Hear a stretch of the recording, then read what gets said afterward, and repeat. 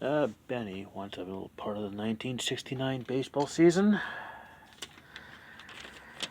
Oh boy, and more, lot of stuff happening.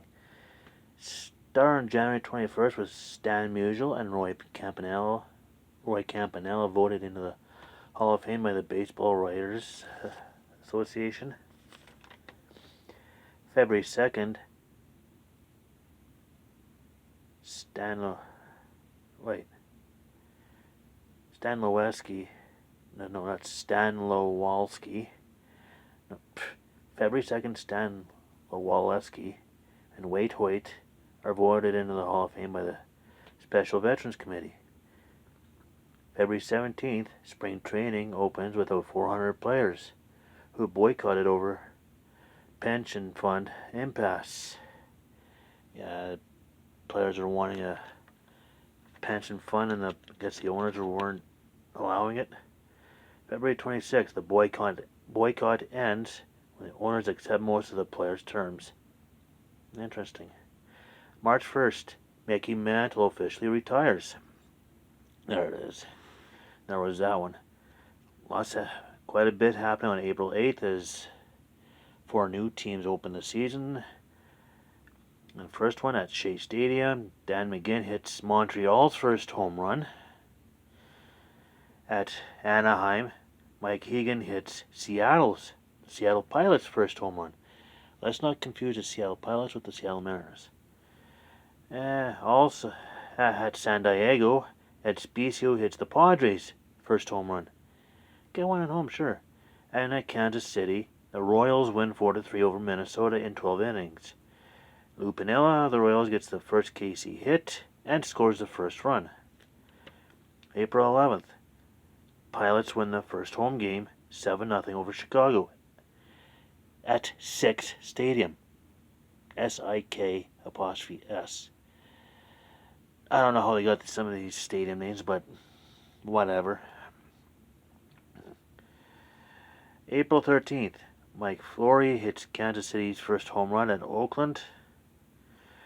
Montreal, on April 14th, wins their first home game at Jerry Park, 8-7 over St. Louis. And 3 days later, on the 17th, Montreal's Bill Stoneman throws the first no-hitter at Philadelphia, 7-0. 9th game into the season, and Montreal has its first no-hitter. Wow. Okay, June 21st, Minnesota and Oakland go into the 10th inning tied at 3. Minnesota scores 11 in the top half of the inning and win 14-4. July 23rd, at the All-Star Game at Robert F. Kennedy Stadium in Washington, National League wins 9-3 over the American League. On August 5th, Pittsburgh's Willie Stargell hits the longest Dodger Stadium home run at 506 feet, and he actually hit it completely out of Dodger Stadium. Yikes. August 10th, Don Drysdale retires, citing damage to his right shoulder. He was the last Dodger. He was the last player playing for the Dodgers that was on the team that made the move from Brooklyn to New York. Brooklyn to L.A., New York. Brooklyn's close. Okay. October 2nd, Seattle, the Pilots finished their only season, losing 3-1 to Oakland. Yeah,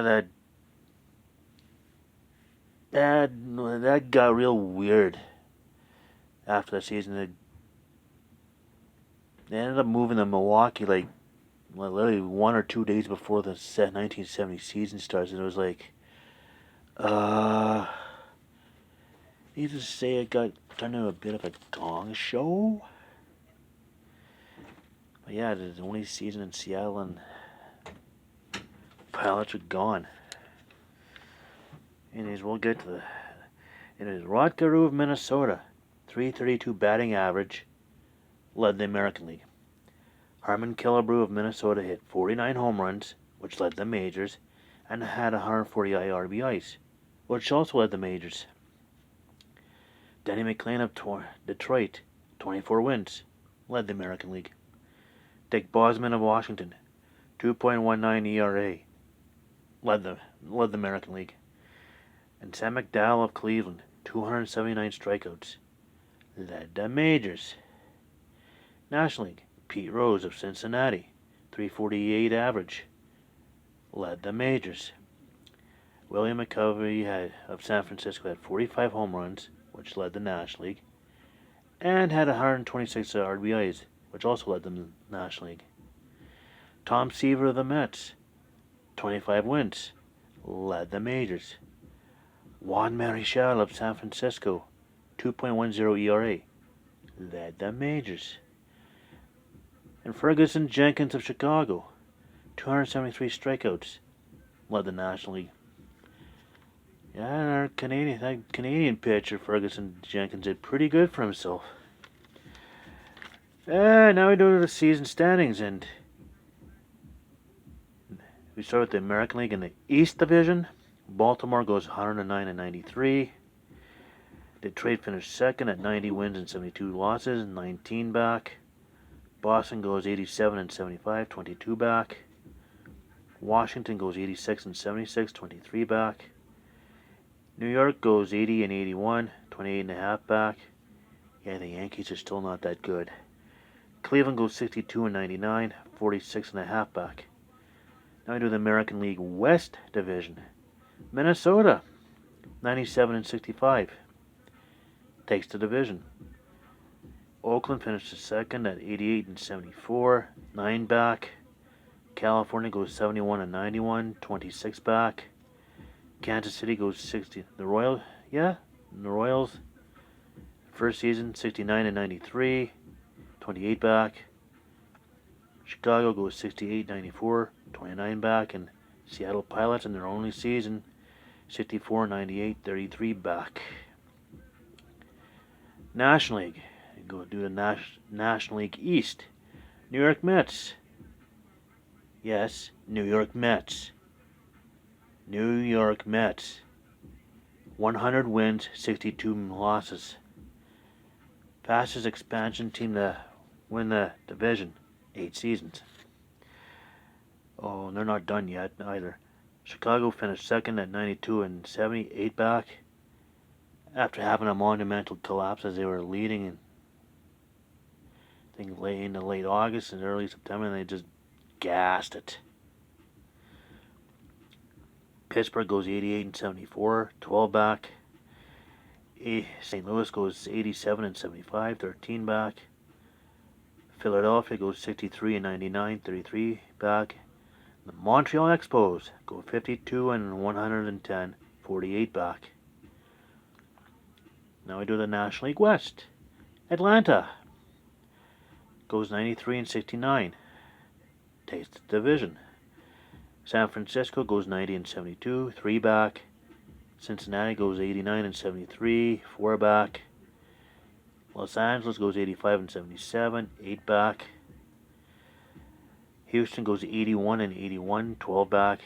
San Diego Padres 52 and 110, 41 back. Yeah, Montreal and San Diego ended up with the same record on the same season. Now we do the playoffs. Started the American League Championship season. I just got a message. American League Championship series between Baltimore and Minnesota. Minnesota's home games were at Metropolitan Stadium, and Baltimore's home games were at Memorial Stadium. Game 1 on October 4th in Baltimore, and the Orioles win 4-3 in 12 innings. This is a best of 5, by the way. Game 2 on October 5th in Baltimore, and the Orioles win 1-0 in 11 innings.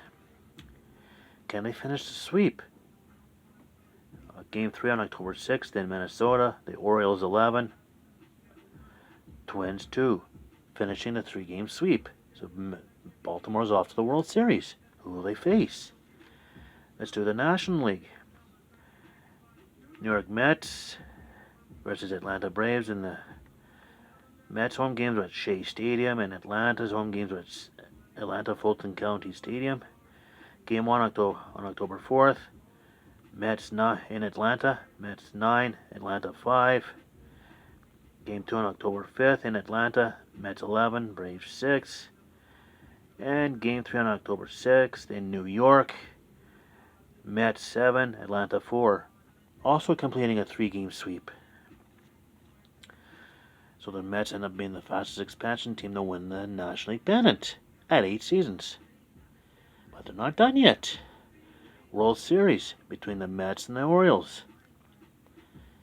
The Mets' home games are at Shea Stadium, as mentioned, and Baltimore's home games are at Memorial Stadium, as mentioned. And Game 1 on October 11th in Baltimore. Baltimore 4-1 over the Mets. Okay, here we go. Game 2 on October 12th in Baltimore. Mets 2, Orioles 1. Now we got an even series going back to New York. Game 3 on October 14th in New York. Mets 5, Baltimore nothing. Game 4 on October 15th in New York. The Mets 2, Orioles 1. 3 games to 1 lead. Can they wrap it up? Game 5 on October 16th, after trailing 3-0, Mets come back and beat the Orioles 5-3, winning their first World Series championship. Remarkable. The Miracle Mets, they're also known as the Amazing Mets, pulls off the biggest baseball upset in their first trip to the postseason in their 8th season, wins the World Series. The New York Mets was the fastest expansion team at 8 seasons to win the division, win the pennant, and win the World Series in the same season.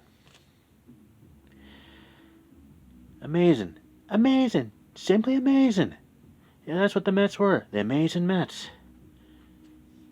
So that's the 1969 season, and I may do a video on the Seattle Pilots only season at some point. I'm not sure, but tomorrow we start a new decade, the 1970s. Do we see the Mets in there again? Do we see the Orioles in the World Series again? What happens? Stay tuned tomorrow.